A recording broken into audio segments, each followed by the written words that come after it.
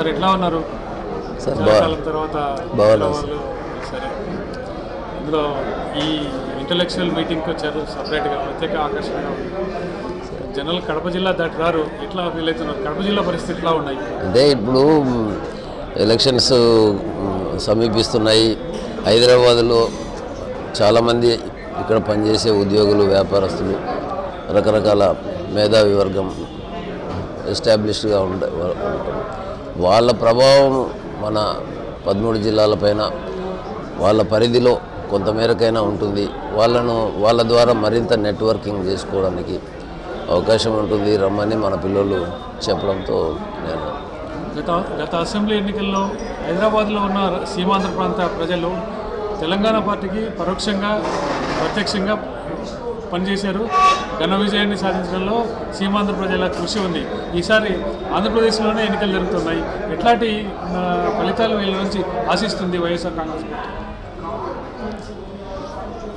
అంటే కేవలము టీడీపీ కాంగ్రెస్ను వ్యతిరేకిస్తూ వాళ్లకు వ్యతిరేకించబడే టీఆర్ఎస్కు సపోర్ట్ చేసినారు తప్ప అది మన పార్టీ అజెండా కాదు, పార్టీ ప్రోగ్రాం కాదు. అయితే అట్లాంటి పరిస్థితుల్లోనే మేము ఇంత బాగా చేయగలిగినాము. టీఆర్ఎస్ క్యాడర్ కంటే వాళ్ళ లీడర్స్ కంటే కూడా మేము చాలా ఉధృతంగా చేయగలిగినాము. ఇప్పుడు మా సొంతం ఎలక్షన్ లాగా మా జగన్ రెడ్డి ఎలక్షన్కు మేము పూర్తి శాయశక్తుల సాయం చేసేవాళ్ళమే అన్నట్టు వాళ్ళు ముందుకు వచ్చి బయటపడి చెప్తున్నారు. కాబట్టి అటువంటి అన్నీ ఆహ్వానించదగ్గ పరిణామాలే. మరి తప్పకుండా వాళ్ళకు కూడా మా పార్టీ హైదరాబాదులో ఉండే ఆ 13 జిల్లాలకు సంబంధించిన వ్యక్తులు కానీ సంస్థలు కానీ ఏ రకంగా మన ఎలక్షన్కు సహాయపడగలుగుతారో చేయండి అని వాళ్ళకందరికీ మా అప్పీల్ చేసినాం. సాధారణంగా ఎన్నికల్లో ఏ పార్టీ వారైనా వ్యక్తులు ఎటువంటి వారైనా కలుపుకొని పోవడం, వాళ్ళ సహకారం తీసుకోవాలని చెప్పేసి ఆశిస్తారు. మీరు ఇక్కడ సీమాంధ్ర నుంచి ఇక్కడ వచ్చి సెటిల్ అయిన వాళ్ళ సహకారం ఏ రూపంలో ఆశిస్తున్నారు? వాళ్ళ సొంత ఊర్లలో వాళ్ళ బంధువులు, వాళ్ళ స్నేహితులు, చిన్నప్పటి నుంచి వాళ్ళ పెరిగిన బ్యాక్గ్రౌండు, ఆ నెట్వర్కు అనేది తప్పకుండా వీళ్ళు అంతో కొంత తప్పకుండా ప్రభావితం చేయగలుగుతారు. వీలైతే ఇక్కడ ఓటు ఉండిపోయి ఉంటుంది వాళ్ళకు. ఇది కావాలంటే డిలీట్ చేసుకొని అక్కడ నమోదు చేసుకోవడానికి కూడా అవకాశం ఉంది. కాబట్టి అట్లా కూడా ఆలోచన చేస్తున్నారు. కాబట్టి మనం ఎంతసేపు ప్రతి గొర్రె ఈనాలనే ఒక గొల్లవాడి తాపత్రయం మాకుంటుంది కదా. కాబట్టి మామూలుగా ఎన్ని ఓట్లు ఎక్కువ వస్తే అంత మంచిదని అనుకుంటున్నాం. తప్పకుండా అందరి సహాయ సహకారాలు అభ్యర్థించడము, వారిని మనకు అనుకూలంగా ఓట్లు వేయించుకోవడం. ఎందుకంటే శత్రువు ఇప్పుడు మనకు తెలుగుదేశం వాళ్ళ దగ్గర డబ్బులు పిచ్చిగా డబ్బులు ఉన్నాయి.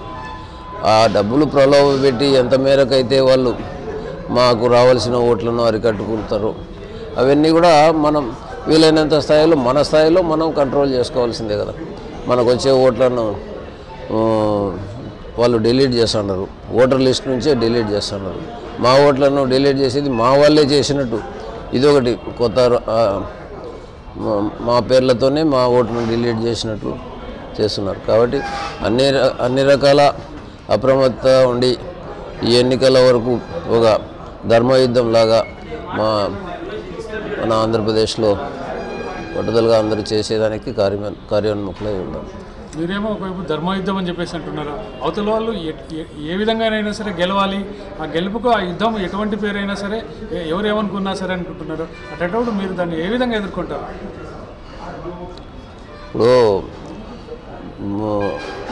అన్ని హంగులు ఉండాలా, అశ్వహునుల సైన్యాలు ఉండాలా అని ఆ రోజు కౌరవులు అందరినీ తీసుకున్నారు. మాకు దేవుడు ఉంటే చాలే, ప్రజలే మాకు దేవుడు. ఆ రకంగా జనంలో జనసామాన్యంగా ఈ సంవత్సరంగా దాదాపు ఈ పార్టీ ఇన్సెప్షన్ నుంచి పూర్తిగా ప్రజాపక్షంగా ప్రజల కష్టసుఖాలకు ఎప్పటికప్పుడు స్పందిస్తూ అన్ని రకాల ఆందోళన కార్యక్రమాలు దీక్షలు ప్రజలకు ఏ రకంగా మన పార్టీ ద్వారా మేలు జరుగుతుందో అందరికీ మేలు జరిగే విధంగానే పార్టీ ఏర్పడింది, పార్టీ కొనసాగుతూ ఉంది. పూర్తి స్థాయిలో ప్రజలకు అభివృద్ధి సంక్షేమము మన రాజన్న రాజ్యంలో అంటే మా పెద్దాయన దివంగత ముఖ్యమంత్రి టైంలో తలపెట్టిన అన్ని ప్రాజెక్టులు పూర్తి చేసుకోవడం, భవిష్యత్తులో ఒక ప్రత్యేక హోదా ద్వారా పారిశ్రామిక విప్లవం వచ్చే విధంగా చేసి మన పిల్లలకు మంచి భవిష్యత్తు రావడానికి మన రైతాంగానికి పూర్తి స్థాయిలో ప్రాజెక్టులన్నీ కంప్లీట్ చేసి వాటి ద్వారా శాశ్వత ప్రయోజనాలు వ్యవసాయానికి దక్కే విధంగా పండిన పంటలకు గిట్టుబాటు ధర వచ్చే విధంగా మహిళలకు పూర్తిగా ఆర్థిక స్వావలంబన చేకూర్చే విధంగా ప్రతి మహిళ లక్షాధికారి కావాలని ప్రతి సాగుకు యోగ్యమైన ప్రతి ఎకరా భూమి కూడా సస్యశ్యామలంగా పండాలని సుభిక్షంగా మన రాష్ట్రం అంతా ఉండాలని అన్ని ప్రాంతాలను అభివృద్ధి చేసుకోవాలని సత్సంకల్పంతో దృఢమైన దీక్షతో మన జగన్ రెడ్డి చేసే కృషికి ఆ భగవంతుడు ప్రజలు తప్పకుండా ఆదరిస్తారని సెలవు. ప్రజల నుంచి సహకారం కోరుకుంటున్నారు. మరి వైఎస్ఆర్ కాంగ్రెస్ పార్టీ ఏపీలో అసెంబ్లీ ఎన్నికలకు పార్లమెంట్ ఎన్నికలకు ఒంటరిగానే పోటీ చేస్తుందని పదే పదే చెబుతున్నప్పటికీ లేదు ఆ పార్టీతో పొత్తు పెట్టుకుంటుంది ఈ పార్టీతో పొత్తు పెట్టుకుంటుందని మీ ప్రత్యర్థి తెలుగుదేశం పార్టీ చాలా విధాలుగా ఆరోపణలు చేసుకుంటూ నమ్మించడానికి ప్రయత్నం చేస్తూ ఉంది. దీన్ని ఎట్లా అంచనా వేస్తారు? ఏదైనా ఒక పార్టీ మీకు సహకారం అందిస్తే ఓట్ల రూపంలో కాకుండా వేరే రూపంలో తీసుకోవడానికి మీకు ఏ రకంగా మేము పూర్తిగా ప్రజలు నమ్మి ప్రజా పార్టీగానే ప్రజల కొరకే ఈ పార్టీ ఏర్పడింది, ప్రజల కొరకే పనిచేస్తుంది, ప్రజల క్షేమము ప్రజల శ్రేయస్సు గురించే పాటుపడే పార్టీగా మేము ప్రజలకు ఒంటరిగానే వస్తున్నాం. ప్రజలే మా పార్టీ, పార్టీనే మా ప్రజలు అన్నట్టు మేము ఉన్నాము. ప్రజలకు ఆంధ్రప్రదేశ్లో మరి దుర్మార్గంగా విభజన కాబడ్డ ఆంధ్రప్రదేశ్ ప్రజలకు అన్ని ప్రాంతాలకు పూర్తి స్థాయి న్యాయం జరిగే విధంగా ప్రతి పేద కుటుంబానికి న్యాయం జరిగే విధంగానే మా పార్టీ పనిచేస్తుంది. చిత్తశుద్ధితో నిజాయితీతో ఆ సత్సంకల్పంతోనే మేము ముందుకు పోతున్నాము. అక్కడ కేంద్రంలో పార్టీ ఎలక్షన్స్ అన్నీ అయిపోయి మన పార్టీ ద్వారా ఇంత 25 మంది ఎంపీలు గెలిచినప్పుడు మనము ఏ ప్రభుత్వానికైతే మనం సపోర్ట్ ఇవ్వాలనో ఆ ప్రభుత్వానికి ఇస్తాం. మనకు వీఆర్ ఇన్ ఓపెన్ మైండ్. మాకు ఎటువంటి శత్రువులు కానీ ఎటువంటి మిత్రులు కానీ లేరు. ప్రస్తుతం మన స్టేట్లో మాకు ఎదుర్కొనే తెలుగుదేశం పార్టీ వాళ్ళు పూర్తి స్థాయిలో మాకు శత్రువులు.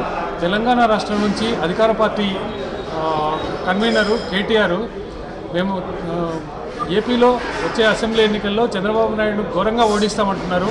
అదేవిధంగా ఇక్కడి ముఖ్యమంత్రి కేసీఆర్ గారు చంద్రబాబు నాయుడుకు మంచి రిటర్న్ గిఫ్ట్ ఇస్తామంటున్నారు, చంద్రబాబును ఓడించి తీరుతామంటున్నారు. ఇది పరోక్షంగా వైఎస్ఆర్ కాంగ్రెస్ పార్టీని గెలిపించడమే అని అనుకోవచ్చా? గెలిపించడానికి మేము ప్రయత్నం చేస్తున్నాం. వాళ్ళు మన రాష్ట్రాన్ని విడగొట్టడానికి వాళ్ళే కారణభూతులు. వాళ్ళు మన రాష్ట్రానికి వచ్చి మన పార్టీ ప్రయోజనాలకు వాళ్ళు ఏం చేయాల్సిన అవసరం లేదు.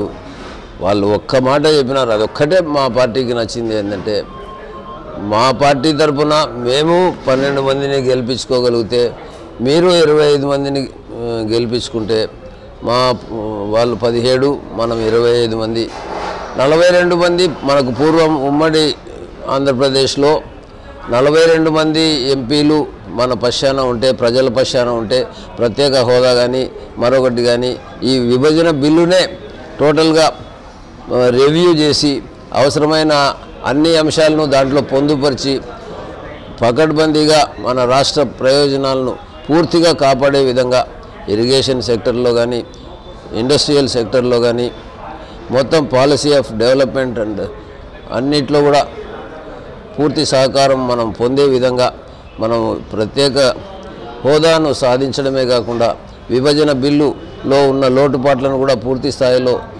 సవరించడానికి కూడా ఒక పార్లమెంట్లో మనం ఒక మంచి బలమైన శక్తిగా ఉండటానికి వాళ్ళు కూడా తోడొస్తున్నారు అన్నారు. కాబట్టి వాళ్ళను స్వాగతిస్తాం. తెలుగుదేశం పార్టీ నుంచి భారీగా వైఎస్ఆర్ కాంగ్రెస్ పార్టీలోకి బలమైన నాయకులు చేరుతున్నారు. ఒక రకంగా చాలా జిల్లాల్లో ఇదే పరిస్థితి ఉంది. చంద్రబాబు నాయుడు కోర్టులుగా కొందరిని తెలుగుదేశం పార్టీలోకి పంపిస్తున్నారు తనంతటి తానే అని చెప్పేసి అన్న అభిప్రాయాలు కూడా బయట వినిపిస్తున్నారు. దీని మీద మీ అభిప్రాయం? చంద్రబాబు నాయుడు మా పార్టీలోకి పంపిస్తాడు, కొందరిని తన మనుషులను కోర్టులుగా పంపిస్తున్నాడు అన్న అభిప్రాయాలు కూడా బయట వినిపిస్తున్నాయి. మా పార్టీ గతంలో లాగా మోసపోయే పరిస్థితి లేదు. అటువంటి ఆలోచనలు ఎవరన్నా చేసినా కానీ చేయరు. ఎందుకంటావా, ఇప్పుడు క్లియర్ మ్యాండేట్ వస్తుంది. ప్రజలు మన పార్టీకి పూర్తి స్థాయి మ్యాండేట్ ఇస్తున్నారు. ఆల్మోస్ట్ ఒక ప్లెబిసైట్ లాగా రాబోతుంది. అంటే మన పార్టీ సమైక్యాంధ్ర ఉద్యమాల్లో ఏ స్ఫూర్తితో పనిచేసినారో ఈరోజు ప్రత్యేక హోదా నిజంగా సాధించగలిగేది మా పార్టీనే అనేది ప్రజలందరికీ కూడా పూర్తిగా నిర్ణయం అయింది. కాబట్టి తప్పకుండా మన పార్టీకి సంబంధించిన ఎమ్మెల్యేలందరినీ ఎంపీలందరినీ గెలిపించాలా అనే పట్టుదలతోనే ప్రజలు ఉన్నారు. రాష్ట్రం ముందుకు పోవాలా. ఎవరి కోసము ఈ మోసగాళ్ళ కోసము చీటర్ల కోసము రాష్ట్రం వెనుకబడి మగ్గిపోవాల్సిన అవసరం అయితే లేదు. తప్పకుండా ప్రజల పక్షాన మా పార్టీ రాష్ట్ర ప్రయోజనాలను కాపాడటానికి ప్రజలకు బాధ్యతాయుతంగా పనిచేయడానికి కంకణబద్ధత ఉంది సార్. సెలవు. మా వీడియోస్ కనుక మీకు నచ్చినట్లయితే like, share and don't forget to subscribe.